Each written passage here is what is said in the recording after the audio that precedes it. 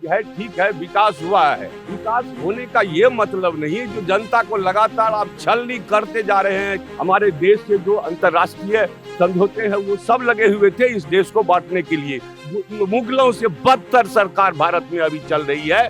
देश का जांच एजेंसी जो है सरकार के बहकावे पे चलता हो, झूठ के बुनियाद पर टिकी आज तक ये सभी सरकारें अपनी दलील पेश करती है।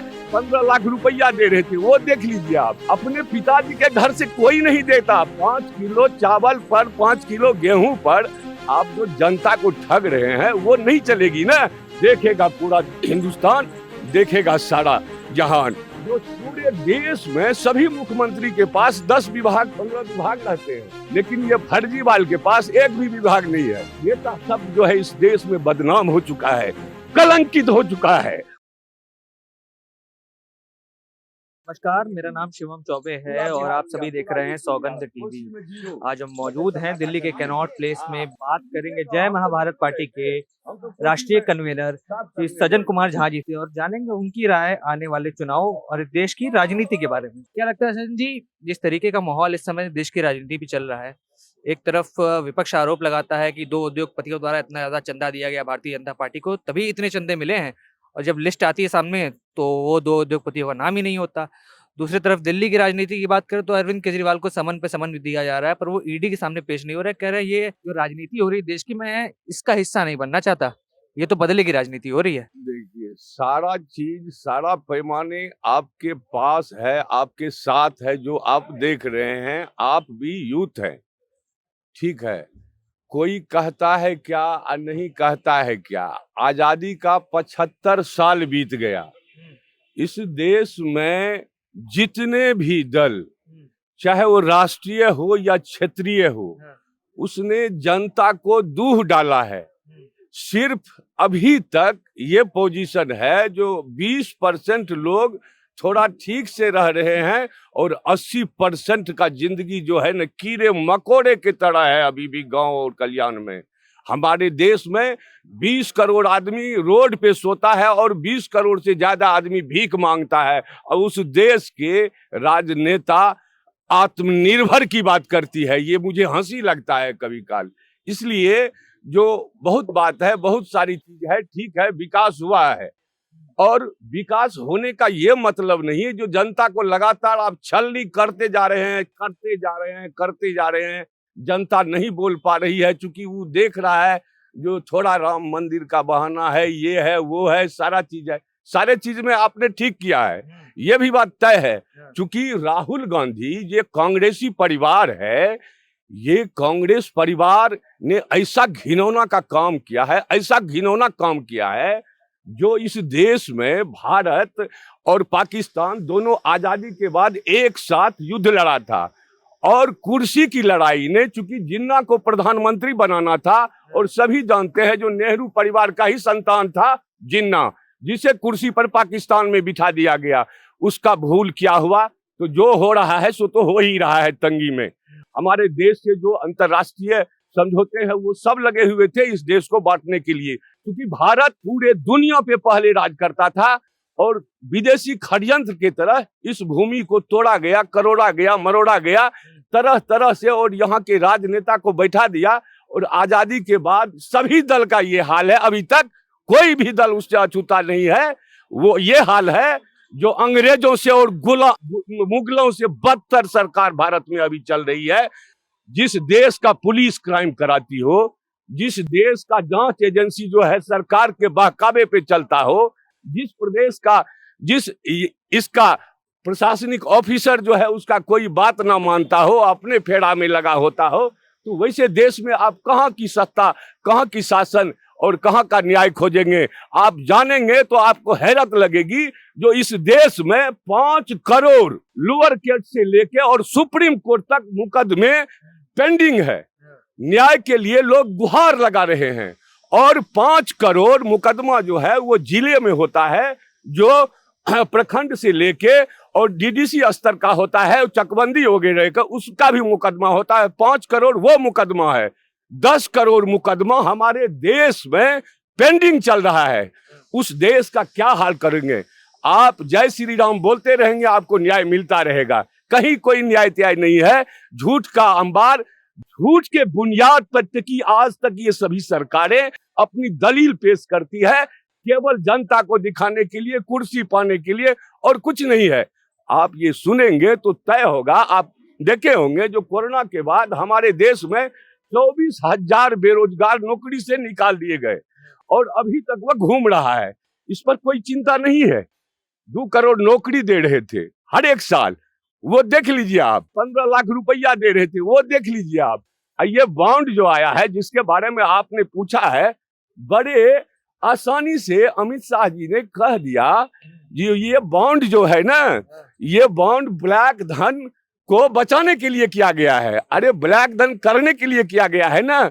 ब्लैक धन क्या क्या नहीं ब्लैक धन हुआ। इस देश में क्या हो रहा है सबको पता है, लेकिन बोलना नहीं चाहता, डरता है। मैं तो किसी से डरता नहीं, मैं तो किसी को छेड़ता भी नहीं, यदि छेड़ेगा तो उसे छोड़ता भी नहीं। ये है मेरी बात। मैं जय महाभारत पार्टी का हम लोग गठन करवाए थे 2008 में। दूसरी सदी में 8 में यह पार्टी का गठन हुआ। इसलिए जितने राष्ट्रीय दल है ना, सब सत्ता के पुजारी हैं। जनता की किसी को दिखाई नहीं देता है। झूठ के बुनियाद पे ये सरकार चलती है। 1963-64 में इस देश में गरीबी रेखा खींच दिया गया। जाहिर सी बात है, उसी समय यदि अमीरी रेखा भी खींच दिया होता तो आज इस देश का पैमाना ये न रहता। क्योंकि भारत अपने आप में हमेशा आत्मबल है। ये नेताओं के भरोसे नहीं, ये जनताओं के भरोसे है। जो किसान का 75% अर्थव्यवस्था सरकारी पूंजी में समाया हुआ है, सरकार उसी से चलता है। उस किसान पर इस देश में कांग्रेसी नेताओं ने 2% खर्चा किया। भले ये सरकार उस पर खर्चा ज्यादा कर रही है, लेकिन तबाही ज्यादा है। अपने पिताजी के घर से कोई नहीं देता। 5 किलो चावल पर, 5 किलो गेहूं पर आप जो जनता को ठग रहे हैं वो नहीं चलेगी ना। क्योंकि कोई पिताजी के घर से नहीं दे रहा है, वो हमारा ही चीज दे रहा है, वो जनता का ही उपजाया हुआ दे रहा है। ऐसी बेबुनियाद सरकार नहीं चाहिए इस देश में। तय करना है इस बार देश के। मैं तो मैदान में जा रहा हूँ। मैं शहीद दिवस के आगे जो है ना अपना कार्यक्रम तय कर दिया है। हरियाणा के जिंद से हमारा रथ निकलेगा और वह कुरुक्षेत्र में पहुंचेगा। वहां हमारी सभाएं होगी और वहीं से मेरा शंखनाद होगा जय महाभारत पार्टी का। देखेगा पूरा हिंदुस्तान, देखेगा सारा जहान। और खास करके देश के 85% युवा, 85% से ज्यादा युवा है, 70 वर्ष तक ही युवा रहता है। वो 85% है हमारे देश में संख्या। और इस देश के सरकार को यह भी मालूम नहीं जो हमारे देश में संख्या कितना है।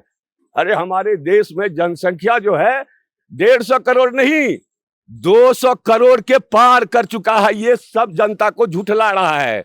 जनसंख्या बढ़े तो बहुत अच्छी बात है, कोई दिक्कत नहीं है उसमें, ठीक है। उसको रोकने का भी उपाय है। वो सारा उपाय अपना कुर्सी बचाने के लिए करता है, लेकिन डायलमा में करता है। वो कोई चीज नहीं होता है, ठीक है ना। ये केजरीवाल देख लीजिए आप। केजरीवाल आया, पार्टी का जो नाम तय किया वो इतना बड़ा फ्रॉड है जो पूरे देश में सभी मुख्यमंत्री के पास 10 विभाग 15 विभाग रहते हैं, लेकिन ये फर्जीवाल के पास एक भी विभाग नहीं है। क्योंकि कोई पकड़ नहीं सकता है, कोई दस्तखत नहीं होता है उस पे। ये कितना फर्जीवाल है। ये तो दारू में जो घोटाला किया, जल बोर्ड में इसके 70,000 करोड़ के घोटाले निकले हैं और वह तय होगी। ये तो जेल जाएगा ही। इसका सरकार क्या होगा इसे पता नहीं। जय महाभारत इसे ऐसा नरसंहार करेगा, ऐसा नरसंहार करेगा ये फर्जीवाल को, जो ये देखते रहेगा। मैं 2006 में ये फर्जीवाल को 3 घंटा पटना में बंद रखा था। याद कर ले वो फर्जीवाल केजरीवाल जिसको कहते हैं आप, ठीक है ना। वो नहीं होती है बात। मैं नहीं चाहता जो भाई प्लॉट पर, लेकिन अब वक्त आ गया है, हम लोगों का भी एज हो गया है, 60 हो गया है, जो सेवा के लिए निकले। हम कोई दिल्ली में नौकरी करने के लिए नहीं आए हैं। मैं पूरा देश में कश्मीर से कन्याकुमारी 1981 में यात्रा किया था। जो फर्स्ट ईयर का स्टूडेंट था उसी समय में कश्मीर से कन्याकुमारी का यात्रा किया था। कोई करे नेता बन के, हमें नेता नहीं बनना है। हमारे पार्टी का बोल ही भाई है। कोई नेता किसी को नहीं कहेगा, सब भाई कहेगा। क्योंकि नेता शब्द जो है इस देश में बदनाम हो चुका है, कलंकित हो चुका है। जय हिंद, जय भारत। नेताओं को तो बड़ा लपेटे में लिया सर, पर ये बताइए मीडिया के बारे में क्या कहना है? देश की मीडिया अभी तो आजकल के समय में उजागर कर रही है हर तरीके के घोटालों को। देखिए, दरअसल मीडिया का जो बात है यही बात है। न्यायपालिका, कार्यपालिका, विधायिका, ये 3 स्तंभ है और मीडिया का जो नाम दिया गया वो चौथा स्तंभ कहने में भी भारी लगता है। और ये चौथा स्तंभ की क्या किया, उसके झूठे पत्तल में खाना शुरू कर दिया। तो क्या वो न्यायपालिका को बचाएगा, क्या कार्यपालिका को बचाएगा, क्या विधायिका को बचाएगा? आप ही कहिए। इस देश के गुलाम मीडिया जो कॉर्पोरेट घराने हैं वो चेत जाए, छोड़ने वाला मैं नहीं हूं किसी को। आप स्पष्ट कर दिए दर्शकों को कि आप नेशनल मीडिया की बात कर रहे हैं। मैं नेशनल मीडिया की ही बात कर रहा हूं, सभी मीडिया का बात कर रहा हूं। मीडिया ऐसा घिनौना काम किया है जो मीडिया का ही काम था, जो सरकार कैसे चल रही है और रोजगार कैसे आएगा वो जनता के सामने प्रस्तुत करे। आज तक क्या किया इस देश के मीडिया? ये बड़ी बड़ी बातें नहीं होती है, मैं बड़ी बड़ी बातें नहीं करता हूं, मैं बहुत शॉर्ट में बात करता हूं। और ये तय कीजिए जो अब इस देश में वो चीज होगा जो युवा चाहेगा, युवा के लिए अच्छा होगा, जनता के लिए अच्छा होगा, जनता सहभागी रहेंगे, जनता की कुशलता उसमें बढ़ेगी, ये तय है। ठीक है, और इससे नहीं चलेगा। आप देखिए ना, राहुल गांधी क्या कहता है, जो न्याय कौन सी भारत जोड़ो यात्रा। अरे मूर्खों, तुम्हें मालूम नहीं है जो भारत तो भारत है, भारत जुड़ा हुआ तो था ही, तुम्हारे परिवार ने भारत को तोड़ दिया, तुम उसको जोड़ने चले हो। अरे ये नहीं टूटेगा, ये बोलती बंद है उसका। वो उसका क्या हाल है, कल मैं देख रहा था, लालू जी का जो बेटा है एक तेजस्वी, वो भी मंच पर से कुदक रहा था, ये भी बोल रहा था। बंबई में उसका समापन कार्यक्रम था, वो सारा चीज हुआ है। और फारूक अब्दुल्ला भी कश्मीर से आया हुआ था। सब जो आज तक जनता को गोबर मिट्टी लगाया ना, उस मिट्टी को जय महाभारत पार्टी साफ करके जनता को, और ऐसा सरकार देगा जो जनता के निगरानी में हाथ रहेगा, जनता के निगरानी में सारी समस्याएं रहेगी और उसी पर चलेगा। चाहे वो देश का जांच एजेंसी हो, चाहे कोई हो, वो जनता के ही निगरानी में चलेगा और जय महाभारत इसे चलाएगी। जैसा कि आपने देखा, हमने बात की जय महाभारत पार्टी के राष्ट्रीय कन्वीनर से और उन्होंने बताया कि अब जो देश का मूड है वो नए विकल्प को तलाश रहा है, क्योंकि पुरानी जो राजनीतिक दल थे किस तरीके से जनता को छलने का, लूटने का काम किया है। आने वाले समय में इन्होंने बताया कि उद्घोष होने वाला है, बाकी पार्टियों ने जितना लूटना था लूट लिया, अब देश के लोगों के लिए काम होगा, देश के हित में काम होगा। और तमाम बड़ी खबरों के लिए हमारे साथ बने रहें, देखते रहें सौगंध टीवी। धन्यवाद। आप देख रहे हैं सौगंध टीवी, सौगंध वतन की।